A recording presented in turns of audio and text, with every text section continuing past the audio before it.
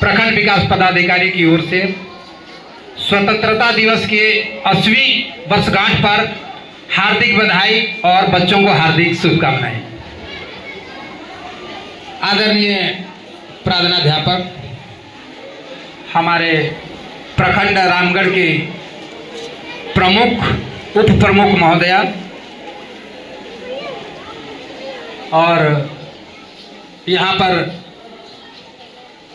गागर में सागर भरने वाले हमारे गुरुजन और मीडिया पत्रकार के बंधु और उपस्थित हमारे अभिभावक, आज किसी भाषण का दिन नहीं है, ये राष्ट्रीय पर्व है और आज हम लोग को त्यौहार मनाना है। लेकिन मैं यहाँ पहली बार उपस्थित हुआ हूँ और मुझे बोलने का अवसर मिला है 2 साल के बाद। 2 साल से पहले मैं भी किसी विद्यालय में टीचर हुआ करता था और टीचर लोग को बोलने की आदत होती है, लेकिन इस पद पर आने के बाद मेरा मुंह बंद कर दिया गया है और कहीं बोलने का मौका नहीं लगा हमको। आपने हमें मौका दिया, इसके लिए हम आपको धन्यवाद देंगे।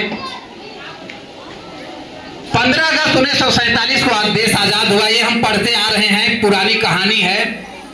कहानी पढ़ने की नहीं होती है, कहानी आत्मसात करने की होती है कि हमारे देश की जो आजादी का दिन था 15 अगस्त 1947, हम आज जिस तिरंगे के नीचे आज हम खड़े हैं, क्या इतनी आजादी थी 15 अगस्त से पहले, 15 अगस्त 1947 से पहले? तो ये काफी पुरानी हो चुकी है और हम लोग इसको पढ़ते पढ़ते एक कहानी की भांति अब खत्म कर दे रहे हैं। लेकिन आज की युवा पीढ़ी को इस कहानी को तह तक जाने की है। इस झंडे को पाने के लिए हजारों कहानियां हैं।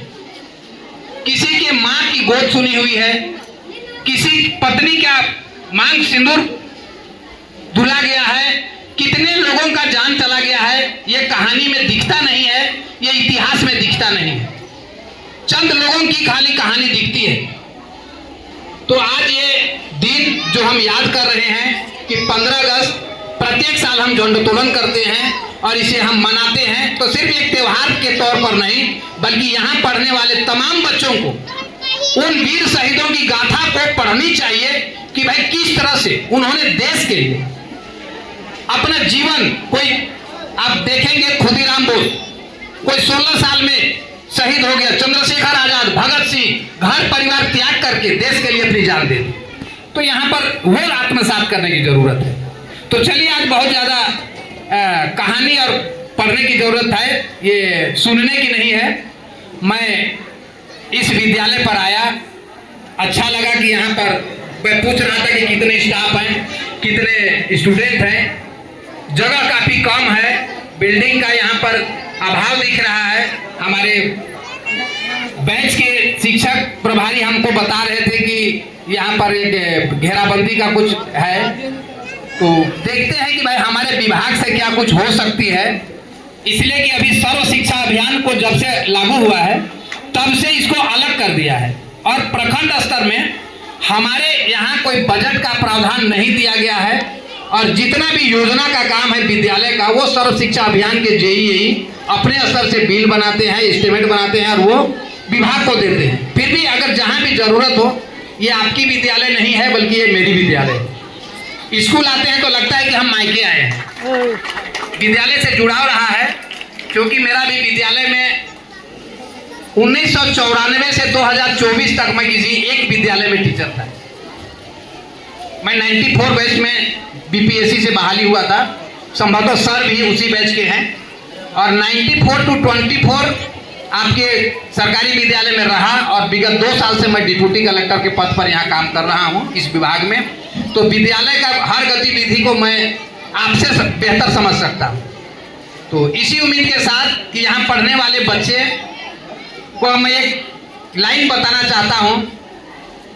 गुरु कुम्हार शीश कुंभ है, गुरु कुम्हार शीश कुंभ है, गड़ी गड़ी काढ़ है खोट, अंदर हाथ सहार दे बाहर मारे चोट।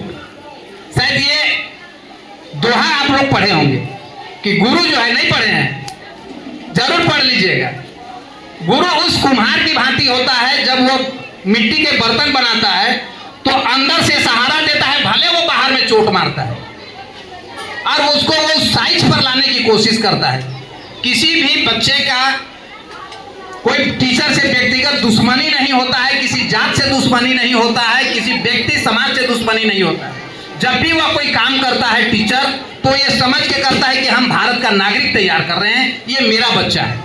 इसलिए यहाँ के अभिभावकों से भी मेरा निवेदन होगा कि विद्यालय का माहौल शांतिपूर्ण तरीके से बिताने के लिए गार्जियन का सपोर्ट चाहिए और बच्चों का भी सपोर्ट चाहिए। छोटी छोटी बातों पर जैसे बार बार आती है, मैं जिस विद्यालय में था बहुत लिटिगेटेड मामला आता था कि नहीं बच्चों को शौचालय का सफाई नहीं करवाना है, विद्यालय में ये नहीं करना है, बहुत सारा ऐसा मामला है। तुरंत हमारे मीडिया बंधुओं से भी मेरा रिक्वेस्ट होगा कि आपका ये घर है और विद्यालय की छोटी छोटी बातों को आप अपने स्तर से मान के चलिए कि टीचर अगर कोई काम करवा रहे हैं तो वो परिवार के बच्चे की भांति करवा रहे हैं।